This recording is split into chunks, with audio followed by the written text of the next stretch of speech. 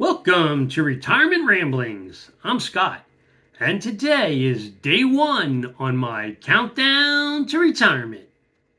So today, my wife and I went and got a haircut first thing so that we could enter the new year with a fresh do. And then sometime over the weekend, I will end up coloring and highlighting my wife's hair so that she can start the new year fresh. And then before the end of today, I logged into my company's 401k plan and I changed my investment allocations to be 100% in the SPAXX, which is Fidelity's money market fund. So that way, any monies that are going to go from my final paycheck into the 401k plan will just basically stay in cash. I won't have to worry about transfer them out of an investment back into cash before I'm able to move the money over to my self-directed IRA following the processing of the termination paperwork. And then on my traditional IRA today, I had put in a bunch of limit orders, and I was able to initiate a position in Merck & Company, so that's symbol MRK, Gilead Sciences, which is symbol GILD, and then the Schwab Emerging Market Equity ETF, which is symbol SCHE. I was also able to purchase additional shares in the S&P 500, symbol VOO. Since it was a down day on Wall Street, I was able to trigger all of the purchases at the price points I was looking to get in at. So that worked out good. So while I didn't get 100% of the traditional IRA rebalanced, I made significant progress towards that goal. So I will still have to do a couple of tweaks in the new year, but well on my way to getting it where I wanted it to be. So I'm happy about that.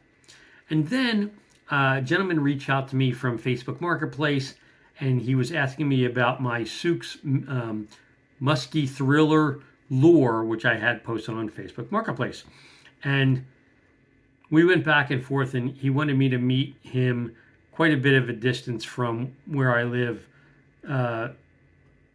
for something that I wasn't asking a tremendous amount of money for, and I just wasn't willing to do it. I mean, I would end up losing, since I have a truck and the gas mileage is about 14 miles to the gallon, for me to go meet him where he asked for, I would have burned through more fuel than it was worth me taking the time, so I just decided not to do it. And I said, if he wanted it, I'm happy for him to come meet me, or, I could meet him on Monday somewhere closer to where he lives. He didn't want to take a chance of somebody coming in over the weekend and buying it out from under him. So eventually he agreed to drive out to the normal meetup place where I go, and we did the transaction. Now, when I gave him, he gave me the money, I handed him the lure, which is in an original box, and it has original paperwork with it. Now, I don't know anything about this particular lure, and apparently it's a freshwater lure and my father never fished freshwater, so I have no idea how he got it. He might have got it from his dad. I'm not really sure. But anyway, it's a really old lure, and it's never been in the water. So anyway, the guy opens up the box. He's looking at it, and he is just so thrilled to get this lure. And I was like, well, what do you use it for? Right? Because I didn't know anything about it. And so he told me that the lure is for muskies, which are the largest fish in the pike family. And they, according to him, grow to be up to like 70 pounds. There's a certain phrase he uses, like, something like the fish of 1,000 misses or something like that. Which basically he said, the fish comes in, if this is the lure, the fish comes in and it seems to circle the lure, plays with it, but it's really hard to get it to actually bite onto the hook to land the fish for whatever reason. I don't know. Anyway, so I didn't even, like I said, I didn't know what kind of fish it was. So I looked it up after I got home. obviously, like I said, I know nothing about it. He knew quite a bit. And I said, well, what are you going to use the lure for? Because, like, where are you going to go get one of those anywhere near Atlanta? And he said, oh, no, I'm not going to use the lure. I have a case that I've already built that the lure is going to be displayed in. And I'm like, okay, well, I'm clearly not a fishing connoisseur, freshwater, saltwater, or otherwise, that I would ever have lures displayed in a showcase. But apparently, it's whatever it is for him. Like it was really important. He ended up driving almost 2 hours round trip to get this thing from me. So it was well worth it to him. And then after that, I came home. I sat on the couch and pretty much sent text messages out to all my friends and family, wishing them, a happy new year.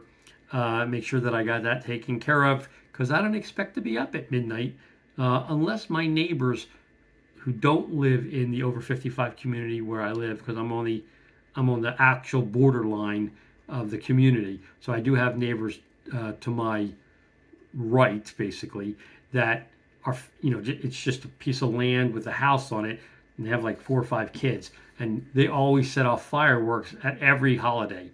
So there'll be fireworks going off tonight for sure, and as long as they stop before midnight, I'll be asleep before then. If not, I might make it to midnight, but that rarely happens anymore. So I wanted to make sure I got all the well wishes out. And then for New Year's Eve dinner, I thought out snow crab, and my wife and I had the legs of the snow crab for dinner, and then all the bodies. I mean, we were full after eating that. And then all the bodies I saved, and I'll basically pick those tomorrow and probably make crab cakes or something out of it. And I also ended up having like 4 pieces of bacon so I could get the additional fat that I need in my meals. So I took care of that. And that was really what I did for most of my day. My next video that you guys will see will be me actually cataloging my official retirement day.